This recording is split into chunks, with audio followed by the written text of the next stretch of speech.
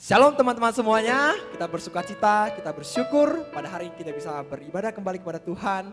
Itu semua karena anugerah dan kesempatan yang Tuhan berikan kepada kita. Sebelum kita mulai ibadah kita, yuk kita tundukkan kepala kita satu.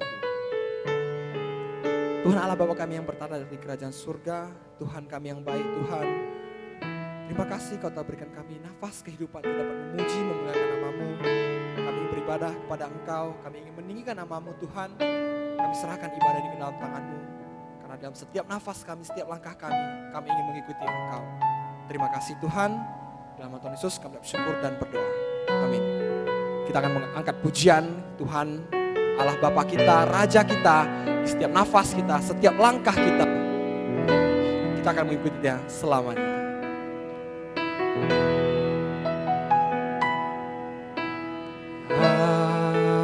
Aku milik-Mu, ku berserah kepadamu. Seluruh hidupku Kau genggam dalam tangan-Mu. Ini hati kami Tuhan, ini hatiku,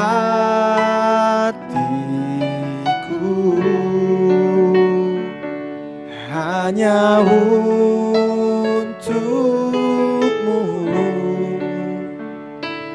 Ini jiwaku,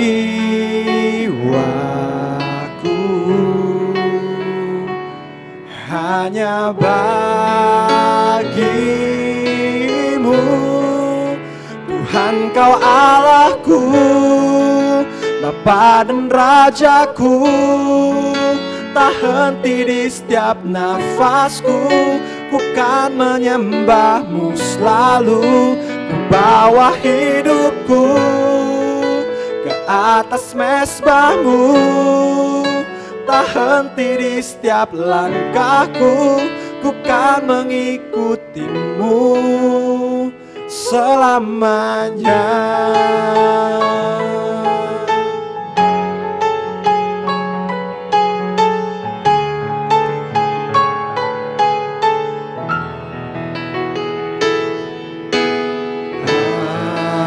Aku milik-Mu,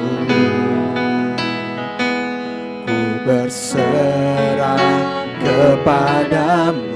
Seluruh hidupku, seluruh hidupku, Kau genggam dalam tangan-Mu. Ini hatiku, hanya untuk-Mu. Ini jiwaku,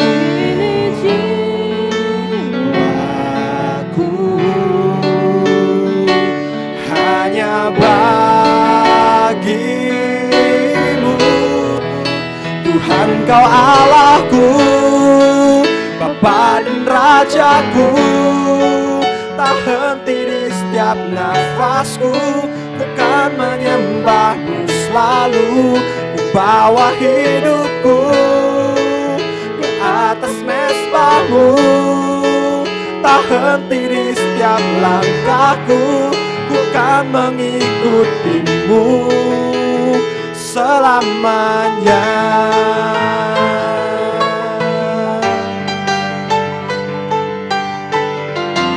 Selamanya kami itu milik-Mu ya Tuhan. Kau Allah kami, Kau Raja kami Tuhan. Setiap nafas kami, setiap langkah kami akan mengikuti-Mu selamanya.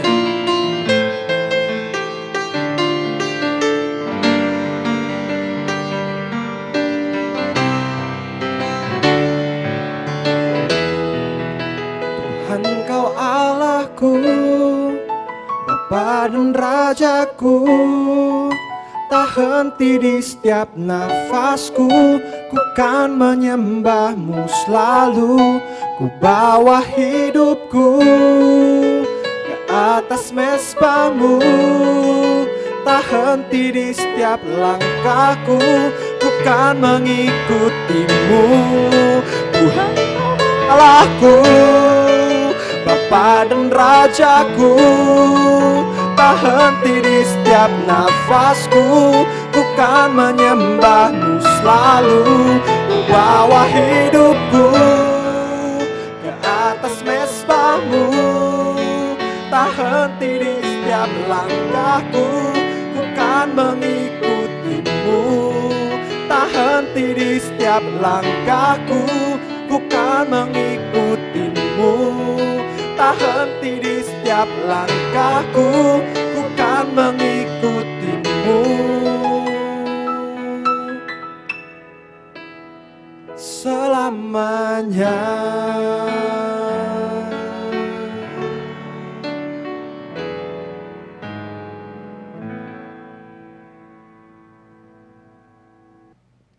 Karena Engkau Tuhan kami, Engkau sahabat kami, Engkau yang dekat kepada kami. Bahkan seluruh pengabdian kami dapat membalas kebaikan-Mu ya Tuhan. Karena Engkau sungguh berharga, Engkau sungguh mulia, sungguh indah.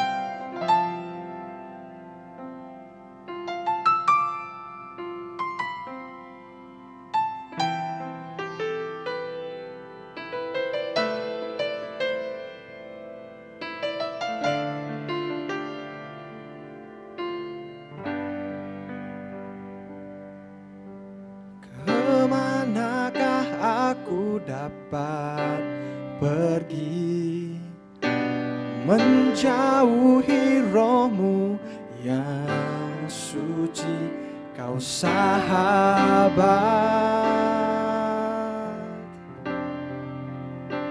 dan Kau dekat.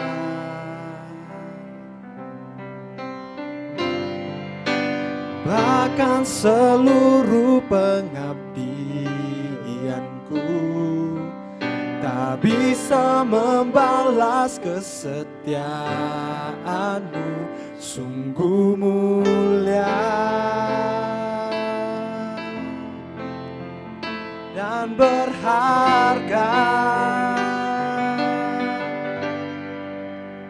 Sungguh besar pengorbanan-Mu bagiku, terlalu dalam untuk dimengerti.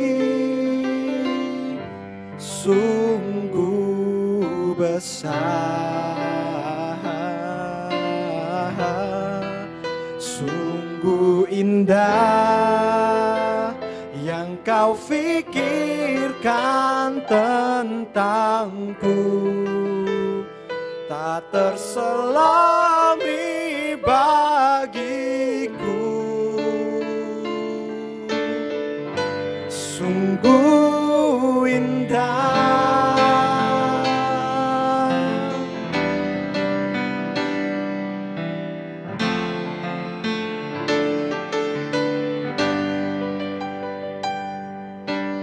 Kemanakah aku dapat pergi, menjauhi roh-Mu yang suci, Kau sahabat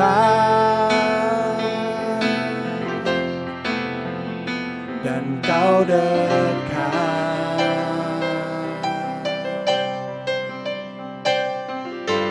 Bahkan seluruh pengabdianku tak bisa membalas kesetiaan-Mu, sungguh mulia dan berharga. Sungguh besar pengorbanan-Mu bagiku, terlalu dalam untuk dimengerti. Sungguh besar, sungguh indah yang Kau fikirkan tentangku, tak terselami bagiku. Sungguh indah.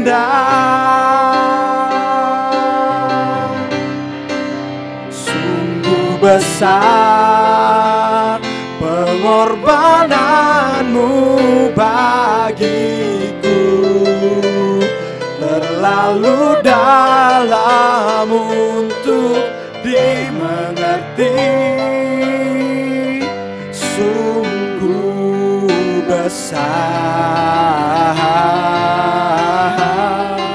sungguh indah yang kau pikirkan tentangku, tak terselami bagiku. Sungguh indah, sungguh indah, sungguh indah, sungguh indah, sungguh indah.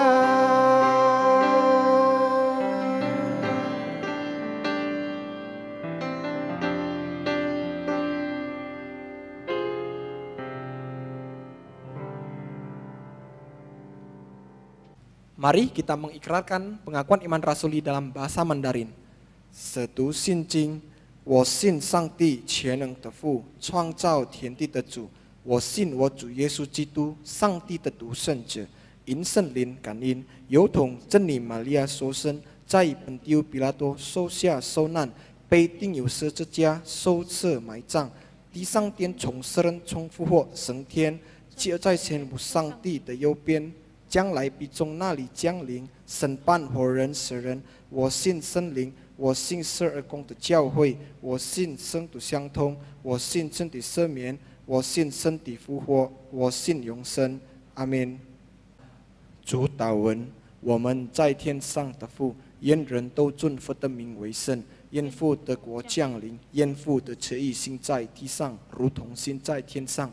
我们日用的饮食，今日赐给我们，赦免我们的罪，如同我们赦免得罪我们的人，不叫我们一切试探，拯救我们脱离凶恶。因为国度、权柄、荣耀，全是父的，直到永远。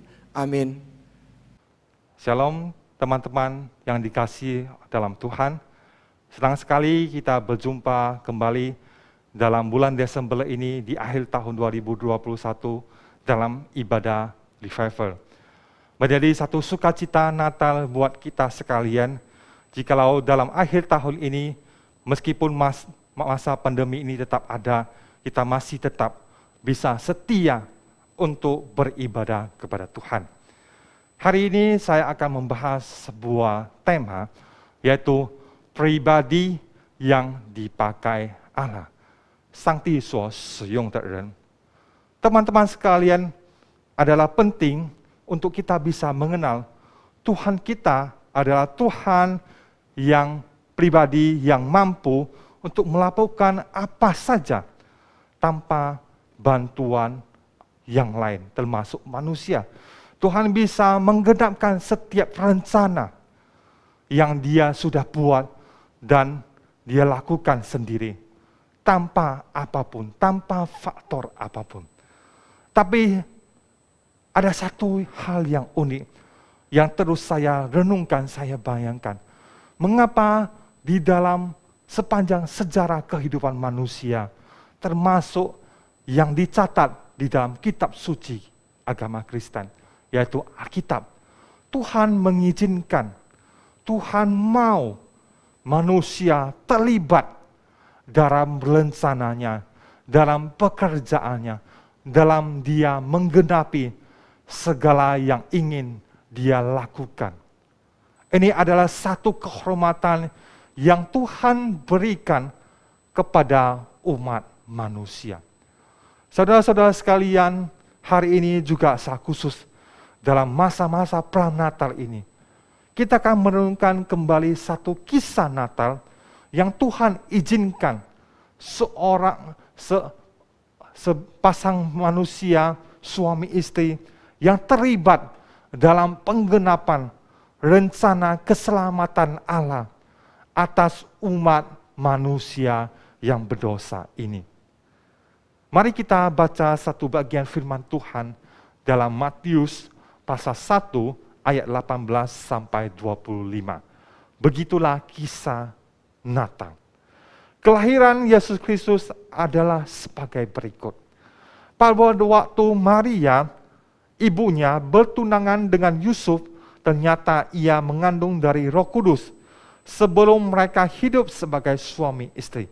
Karena Yusuf, suaminya, seorang yang tulus hati, yang tidak mau mencemarkan nama istrinya di muka umum, ia bermaksud menceraikannya dengan diam-diam.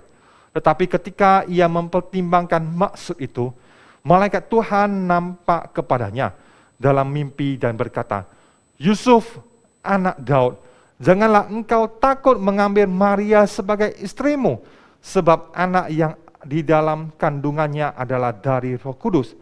Ia akan melahirkan anak laki-laki dan engkau akan menamakan dia Yesus, karena dialah yang akan menyelamatkan umatnya dari dosa mereka." Hal itu terjadi supaya genaplah yang difirmankan Tuhan oleh Nabi. Sesungguhnya anak darah itu akan mengandung dan melahirkan seorang anak laki-laki. Dan mereka akan menamakan dia Immanuel, yang berarti Allah menyertai kita. Sesudah bangun dari tidurnya, Yusuf berbuat seperti yang diperintah malaikat Tuhan itu kepadanya. Ia mengambil Maria sebagai istrinya, tetapi ia tidak bersetubuh dengan dia sampai ia melahirkan anak laki-laki, dan Yusuf menamakan dia Yesus. Teman-teman sekalian, mari kita bersatu dalam doa sebelum mendengar firman Tuhan. Bapa kami yang di surga, kami bersyukur berterima kasih untuk kesempatan yang Engkau berikan kepada kami pada hari Sabat ini, untuk kami bisa bersama-sama beribadah, memuji, memuliakan nama Tuhan, untuk kami bisa bersama-sama memanjatkan doa-doa syafaat kami. Dan kami juga mau Tuhan Engkau berfirman kepada kami melalui hamba-Mu. Hamba-Mu siap menjadi saluran berkat-Mu, mohon Engkau pakai dan buka hati dan pikiran kami supaya kami bisa fokus di tempat kami masing-masing, membuka jiwa dan hati kami untuk mendengar kebenaran firman Tuhan yang menuntun hidup kami. Dalam nama Tuhan Yesus kami berdoa dan berserah kepada-Mu. Amin. Teman-teman sekalian, tadi kita sudah membaca sebuah nas tentang kisah Natal yang mungkin setiap tahun kita baca dan kita dengar. Tapi hari ini saya akan mengajak kita semuanya untuk melihat ada satu bagian yang Tuhan izinkan kita pelajari. Yaitu Tuhan mau memakai seorang yang kadang jarang dibahas. Tapi dalam kisah Natal ini, dia memegang peranan yang penting. Seringkali kalau kita melihat di dalam plot sebuah film ataupun drama, orang tersebut ada yang sebagai pemeran utama, ada yang cuma sebagai pemeran pembantu. Tapi hari ini saya membahas tentang seorang yang mungkin dikatakan sebagai pemeran pembantu saja, tetapi dia punya peran yang penting dalam kisah Natal ini. Orang ini tidak lain yaitu seorang yang bernama Yusuf. Yusuf yang menjadi ayah daripada sang bayi Natal Yesus Kristus. Teman-teman sekalian, soal kita melihat di dalam tokoh Alkitab Yusuf, kita seringkali lupa siapa Yusuf itu. Seringkali kita hanya ingat Yusuf yaitu di dalam Perjanjian Lama, yaitu Yusuf daripada orang ayahnya Yakub itu. Tapi hari ini kita membahas tentang Yusuf yaitu menjadi orang tua atau ayah daripada Tuhan Yesus ini. Yusuf adalah seorang yang luar biasa. Meskipun kita tahu di dalam Alkitab dia dicatat hanya sebentar saja. Waktu Tuhan Yesus dewasa hanya dicatat lebih banyak berbicara tentang Maria yaitu ibunya Yesus. Tapi hari ini kemungkinan saja sejarah mencatat bahwa kemungkinan Yusuf umurnya tidak panjang. Tapi hari ini kita melihat hidup manusia tidak dipengaruhi berapa panjangnya. Tapi bagaimana hidup manusia itu memberi makna. Hari ini kita belajar melihat bagaimana kisah Natal ini setidaknya ada 3 hal yang bisa kita pelajari daripada Yusuf ini. Sehingga dia menjadi seorang pribadi yang dipakai oleh Allah secara luar biasa. Meskipun dalam kisah yang singkat sebentar saja, Yusuf ini ada dalam beberapa bagian. Tapi ada beberapa hal yang kita bisa melihat, dia menjadi satu persyaratan yang Tuhan pakai untuk menjadi sarana berkat daripada Tuhan. Teman-teman sekalian, kalau kita bisa melihat tadi di dalam kisah Natal ini, di dalam ayat yang ke-19 ini dikatakan pertama yaitu apa? Yusuf dia bisa menjadi seorang pribadi yang dipakai oleh Allah karena Yusuf ini seorang yang tulus hati. Di ayat 18 dikatakan apa? Sewaktu ibunya Yesus Maria bertunangan dengan Yusuf, Yusuf mengetahui ternyata apa? Maria sudah mengandung, sudah hamil. Tetapi dia hamil mengandung dari Roh Kudus. Dan Yusuf melihat bahwa mereka belum hidup sebagai suami istri. Mengapa istrinya bisa hamil? Karena apa? Hamil daripada Roh Kudus ini. Kita bisa melihat bagian pertama teman-teman sekalian bahwa apa? Yusuf sewaktu mendengar hal ini, tetapi dia adalah seorang yang tulus hati. Dia tidak apa? Dia tidak melakukan hal yang tidak berkenan kepada Tuhan. Teman-teman sekalian, istilah Yunani yang berbicara tentang tulus ini artinya apa? Di dalam bahasa ini yasa, artinya apa? Lurus, tidak bengkok, dan saleh. Yusuf adalah seorang yang rendah, jujur, bersahaja. Seorang, kalau kita bisa mengetahui di dalam nas Alkitab dikatakan apa? Dia adalah seorang tukang kayu yang sederhana. Seringkali kita berpikir bahwa Tuhan hanya memakai seorang yang luar biasa, seorang hebat, seorang pintar yang dicari oleh Tuhan. Misalnya kita bisa melihat di dalam Alkitab ada Musa, ada Paulus, Saulus sebenarnya yang menjadi Saulus, dan lain sebagainya. Tetapi kita bisa melihat Tuhan juga, seperti Tuhan Yesus, dia memilih murid-murid dari kalangan orang tidak berada, dari golongan nelayan, pekerja kasar. Misalnya Petrus, Yohanes, Andreas, Yakobus, dan lain sebagainya. Dari sini kita bisa melihat yang pentingnya bagian pertama itu apa? Tuhan mencari pribadi yang tulus, yang saleh, yang tidak munafik. Teman-teman sekalian, sebenarnya kalau kita bisa melihat, Yusuf jika dia sudah mengetahui Maria, calon istrinya itu, ya waktu mereka bertunangan, sudah hamil karena Roh Kudus. Dia bisa saja sebagai norma, dia menceraikan istrinya itu. Itu tidak sah menurut hukum orang Yahudi. Tetapi kita bisa melihat bagaimana Yusuf, orang yang saleh itu, dia terlebih takut kepada Tuhan. Dia melihat ada rencana Tuhan yang indah dalam hidupnya itu. Makanya dia tidak melakukan hal itu. Saya akan mengajak kita melihat dalam kitab, di dalam Perjanjian Lama berbicara tentang hukum orang Yahudi, di dalam Ulangan pasal 24 ayat yang pertama dikatakan apa? Apabila seorang mengambil seorang perempuan dan menjadi suaminya, dan jika kemudian ia tidak menyukai perempuan itu yang tidak senonoh padanya, lalu ia menulis surat cerai dan menyerahkan ke tangan perempuan itu. Sesudah itu ia menyuruh dia, yaitu perempuan itu, pergi daripada rumahnya. Teman-teman sekalian, sebenarnya Yusuf punya hak untuk daripada itu. Tetapi apa? Dia orang yang tulus hati, dia mencintai istrinya apa adanya. Berbicara tentang ketulusan, seringkali kita mengaitkan tentang cinta antara sesama umat manusia. Ada sebuah cerita pada zaman abad 21, yaitu pada zaman perang dunia. Ada seorang pemuda yang bernama John Blanchard. Dia tertarik dengan seorang gadis yang dia kenal lewat surat menurat. Tetapi John Blanchard ini belum pernah tahu seperti apa wajah daripada perempuan tersebut, bagaimana penampilannya. Tetapi yang ia tahu hanya bahwa perempuan itu pastinya lembut, baik hati, penuh kasih, dan sungguh hatinya manis. Demikianlah kesimpulan waktu dia baca daripada surat yang ditulis oleh sang perempuan yang bernama Miss Hollis Maynell ini. Gadis yang dia kenal lewat surat menurat itu. Teman-teman sekalian, lebih daripada 1 tahun berangkat saling berkiriman surat dengan Miss Maynell tersebut.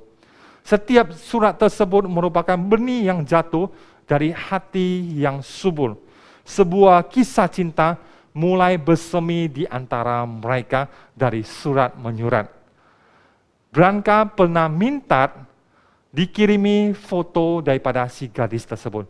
Tapi seringkali gadis itu membalas surat itu dan tidak menyisipkan fotonya kepada Branka. Dan menurut perempuan itu, jikalau Branka benar-benar mencintainya, tidak menjadi soal bagaimana paras mukanya. Teman-teman sekalian, setelah 1 tahun berlalu, mereka memutuskan bertemu di sebuah tempat di New York yang bernama Grand Central Station. Karena perempuan Miss Maynell itu tinggal di New York. Dengan tanda bahwa apa? Miss Maynell akan menyelinapkan mawar ke kerah bajunya tersebut. Waktu yang telah ditentukan tiba, dan berangkat dengan hati yang berdegup, mulai mencari gadis dengan ada bunga mawar dipakainya. Dalam pencariannya itu, berangkat bertemu dengan seorang gadis yang luar biasa cantik. Dan berangkat mulai mencari, berjalan beriringan dengannya beberapa waktu lamanya ketika gadis itu bertanya, "Anda kejurusan saya seperti saya, sama seperti saya, tetapi hanya sayang sekali, gadis itu tidak memakai mawar merah dalam pakaiannya." Akhirnya berangkat berusaha untuk mencari lagi. Dan akhirnya dia menemukan ada seorang wanita dengan bunga mawar merah berdiri di belakang gadis yang dia ikuti tadi. Teman-teman sekalian, sayang sekali, wanita yang memakai bunga merah di pakaiannya itu umurnya kelihatannya sudah jauh di atas dia, yaitu umur 40 tahunan. Sudah seperti orang tuanya, ibunya umurnya itu. Terlalu gemuk untuk ukuran wanita lagi. Parahnya juga sangat biasa. Sangat berbeda jauh dengan gadis cantik yang tadi dia ketemui ataupun dia rasa di dalam surat menurat dengan Miss Maynell tersebut. Teman-teman sekalian, berangkat sedikit bimbang. Ia sebenarnya memutuskan atau dia ikuti aja wanita gadis cantik yang dia ketemu di Central Station itu daripada dengan seorang perempuan tua yang sudah gemuk itu. Tetapi hatinya sudah terlanjur melekat kepada tulisan-tulisan lembut daripada Miss Maynell yang selama ini mereka berkoresponden selama 1 tahun lebih. Ia lebih memilih hati daripada mencintai paras ataupun penampilan luar. Teman-teman sekalian, akhirnya berangkat memutuskan untuk menyatakan diri kepada wanita tua yang gemuk itu.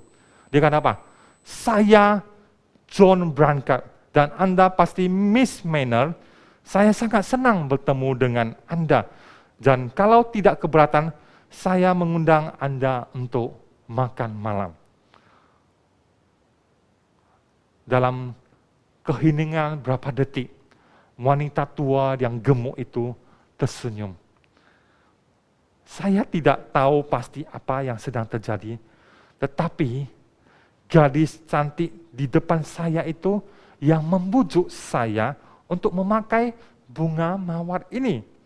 Dan katanya, kalau Anda mengundang saya untuk makan malam, saya harus mengatakan kepada Anda bahwa yang memberikan bunga mawar kepada saya, perempuan itu sedang menunggu Anda di restoran besar di depan saya.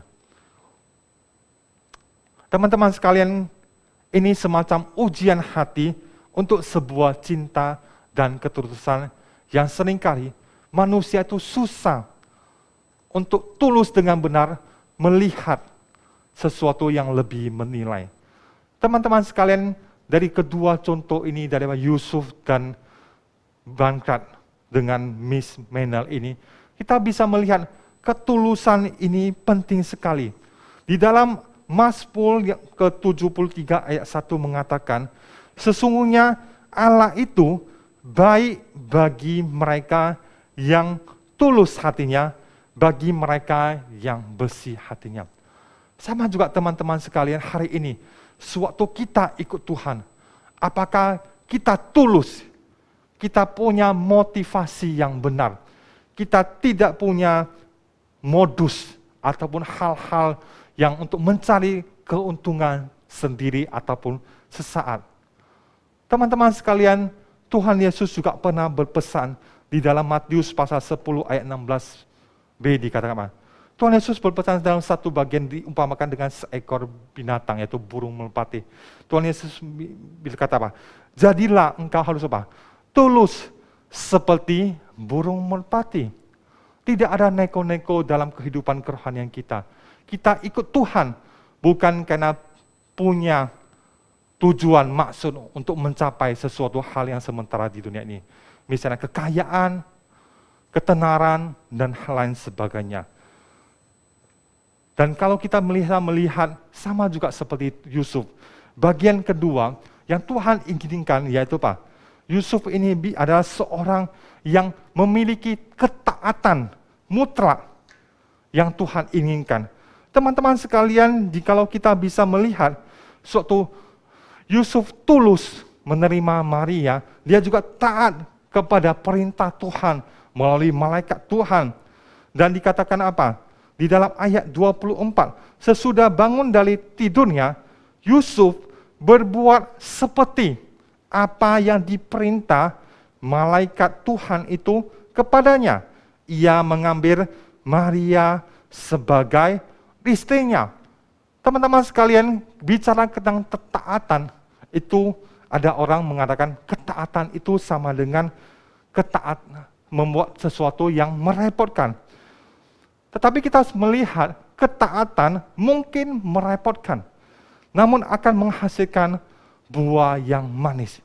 Teman-teman sekalian, suatu Tuhan memanggil Yusuf, Yusuf harus taat kepada apa yang sudah diperintah oleh Tuhan. Dan ada resiko-resiko yang harus dia hadapi, dan bukan hanya sebentar saja. Kalau kita bisa melihat suatu Yusuf mengambil Maria menjadi istrinya yang sudah mengandung karena Roh Kudus, dan akhirnya setelah bayi Yesus itu lahir, selama berapa tahun berikutnya. Kalau kita bisa melihat Matius pasal 2 ayat 13, ya, ini kisah setelah berapa tahun berikutnya bayi Yesus sudah besar, ya, dan kita bisa melihat, saya akan bacakan Matius pasal 2 ayat 13 sampai 14. Setelah orang-orang Majus itu berangkat, nampaklah malaikat Tuhan kepada Yusuf dalam mimpi dan berkata, bangunlah, ambillah anak itu serta ibunya, larilah ke Mesir dan tinggallah di sana sampai aku berfirman kepadamu. Karena Herodes akan mencari anak itu untuk membunuh dia. Maka Yusuf pun bangunlah, diambilnya anak itu serta ibunya malam itu juga, lalu menyingkir ke Mesir. Dan kalau kita bisa melihat di ayat 19 lagi, setelah Herodes mati, nampaklah malaikat Tuhan kepada Yusuf dalam mimpi di Israel, katanya, bangunlah, ambillah anak itu serta ibunya, dan berangkatlah ke tanah Israel, karena mereka yang hendak membunuh anak itu sudah mati. Lalu Yusuf pun bangunlah, diambilnya anak itu serta ibunya, dan pergi ke tanah Israel. Teman-teman sekalian, mengapa kisah ini penting untuk kita sama-sama pelajari? Bahwa sewaktu Yusuf taat mutlak kepada Tuhan, dia tidak setengah, dia tidak pertama kali bagian awal menikahi Maria karena memang sudah tunangan dia, bekas pacar dia terima menjadi istrinya yang sudah mengandung dari Roh Kudus ini. Tapi kita bisa melihat ada hal-hal berikutnya, ada perkara-perkara berikutnya yang harus dia terus kerjakan dengan berbicara bagaimana dia taat akan perintah Tuhan. Sewaktu dia sudah mengasuh istrinya Maria bersama dengan Yesus yang sudah beranjak dewasa, satu masa sewaktu terdengar kabar bahwa Herodes, raja di daerah Yahudi tersebut, karena sudah cemburu dengan informasi bahwa ada seorang, yaitu Tuhan yang menjadi manusia yang sudah lahir menjadi raja bangsa Israel. Karena cemburunya, Raja Herodes akan membunuh seluruh bayi di Israel itu. Dan di situ dikatakan pesan daripada Tuhan melalui malaikat Tuhan kepada Yusuf, bahwa dia harus membawa bayi Yesus, istrinya bersama dengan bayi Yesus, pergi ke Mesir. Dari Israel ke Mesir itu tidak dekat, teman-teman sekalian, ada ratusan mil. Tapi dia dengan ketaatan total, dia membawa mereka meninggalkan daerah Kanaan ke Mesir. Itu bukan hal yang gampang. Dan setelah Herodes sudah meninggal, malaikat Tuhan kembali memanggilnya supaya apa? Membawa mereka kembali ke daerah Israel. Teman-teman sekalian, kita bisa melihat dalam ketaatan Yusuf itu dia menderita atau lelah dari pindah ke Mesir, balik ke Israel, dan akhirnya masuk ke Nazaret, menghidupi, membesarkan bayi Yesus. Anak Allah yang menjadi manusia ini. Teman-teman sekalian, jarang sekali orang mau melakukan ketaatan mutlak kepada Tuhan. Mungkin waktu pertama kali ikut Tuhan, oh saya semangat. Seringkali kita melihat di dalam kehidupan orang-orang Kristen yang suam-suam kuku. Pertama sekali ikut Tuhan, semangat. Datang ke gereja, tapi setelah berlalunya waktu, ada halangan, ada hujan sedikit, ada perkara lain, sudah mulai lupa, sudah mulai terlambat datang ke gereja, sudah mulai lupa untuk berdoa saat teduh, baca Alkitab, dan setia bergaul dengan Tuhan. Teman-teman sekalian, milikilah ketaatan mutlak supaya maksud dan kehendak Allah bagi dunia ini terlaksana melalui kita. Karena itu adalah hal yang penting yang Tuhan inginkan jikalau kita mau menjadi pribadi yang layak dipakai oleh Tuhan. Dan yang terakhir teman-teman sekalian, satu bagian yang penting juga dari kehidupan Yusuf, yaitu dia seorang yang senantiasa hidup kudus di hadapan Tuhan. Di dalam ayat 25 bagian akhir nas ini berbicara, tetapi tidak bersetubuh dengan dia sampai ia melahirkan anak laki-laki dan Yusuf menamakan dia Yesus. Teman-teman sekalian, sebenarnya tidak ada perintah malaikat pada Yusuf yang dikatakan ya di ayat 25 bahwa tidak boleh melakukan hubungan suami istri. Kita tahu hubungan intim suami istri merupakan suatu kebutuhan dan ini bukan rahasia lagi. Bertahun-tahun Yusuf dan Maria mungkin sudah berpacaran dan akhirnya sampai ke pertunangan. Yusuf pasti merasakan kebutuhan tersebut, tetapi dia rela menunggu. Dia memilih untuk tidak bersetubuh dengan Maria yang adalah istrinya demi menunjang kekudusan bayi Yesus yang akan lahir itu. Mereka baru hidup sebagai suami istri setelah Yesus lahir. Dan kalau kita bisa melihat, Yesus punya adik secara jasmani. Teman-teman sekalian, dalam pekerjaan Tuhan, perlu kita setiap orang punya kekudusan hidup kita. Kita harus menjaga kekudusan hidup kita. Seperti yang firman Tuhan katakan di dalam Imamat pasal 19 ayat 2. Kuduslah kamu, sebab aku kudus.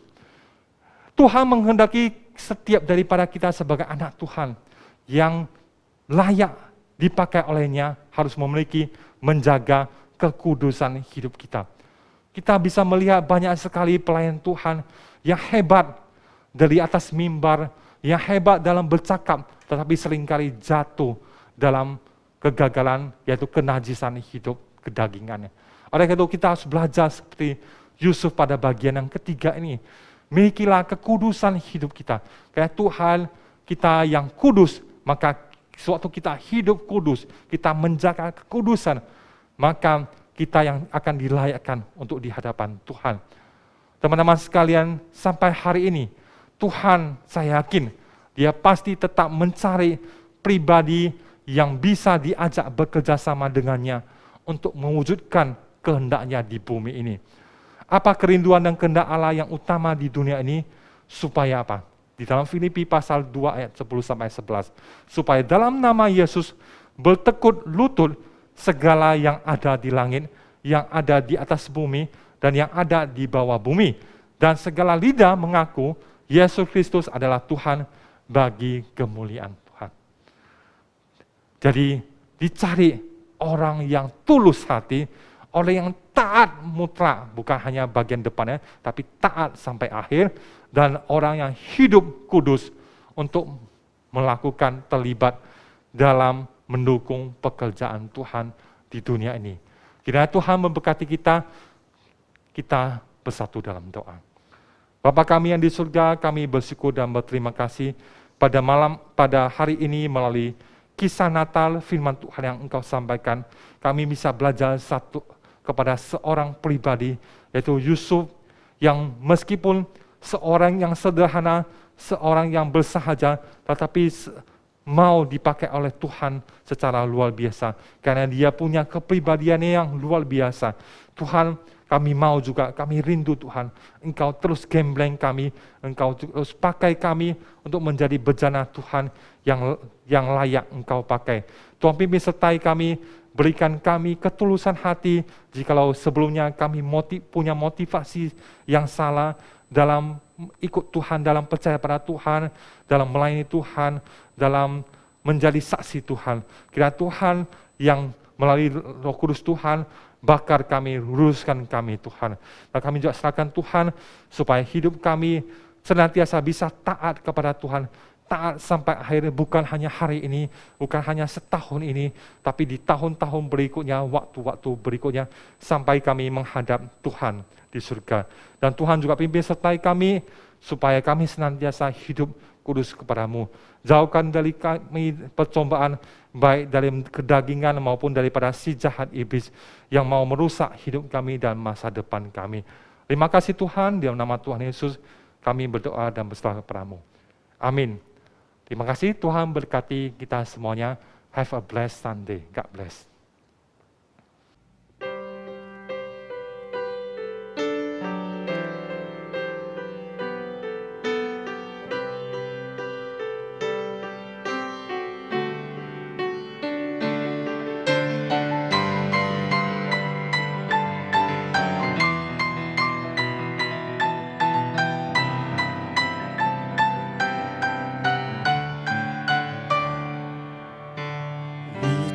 地重新耶稣，世界的重新耶稣，万物都本于你，属于你，归于你，你是荣耀君王，我们欢迎君王降临，渴望看见你的彰显，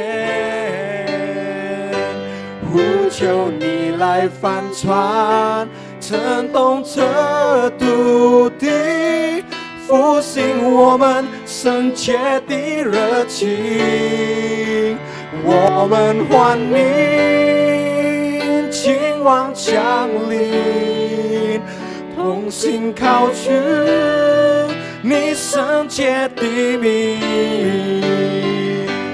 呼求天窗打开，祝你不停息，我们呼喊欢迎君王降临，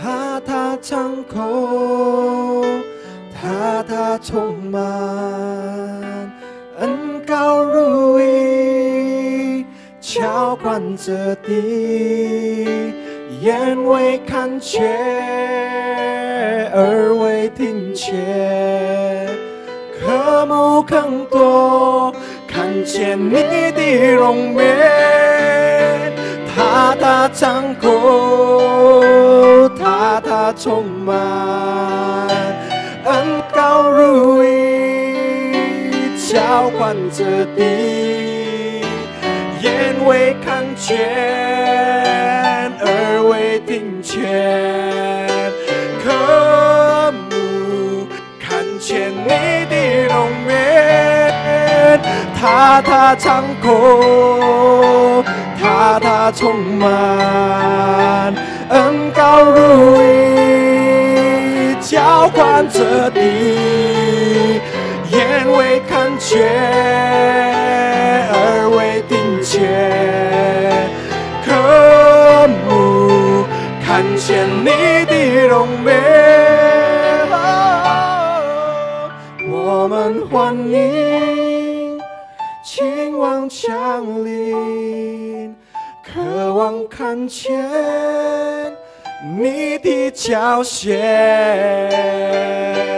呼求你来翻转这痛这毒体，复兴我们深切的热情。我们欢迎亲王降临，同心高举你圣洁的名，呼求天窗打开，求你不停息，我们呼喊唤你亲王降临，呼求天窗打开，求你不停息，我们呼喊唤你亲王降临。